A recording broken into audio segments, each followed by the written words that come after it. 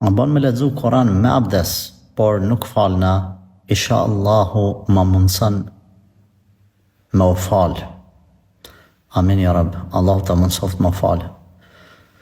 Unë nga ky vend i bekuar, nga kjo xhami, po bëj dua që Allahu xhelle shanu me ta mundsu sa më shpejt me anis më fal. E mos me lën asnjë çast vetëm pa namaz.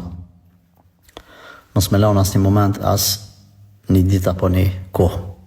Sepse jeta është e shkurt, takimi me Allahun vjen shpejt, edhe pishmandoku është i madh, pra i bish pishpan, por mos e lejo veten që mu bë vonë.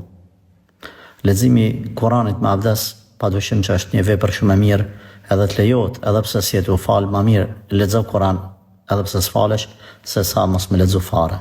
Nëse ke për qëllim me lexu me abdes Kur'anin arabisht, atër kjo është e kërkuar edhe nevojshme.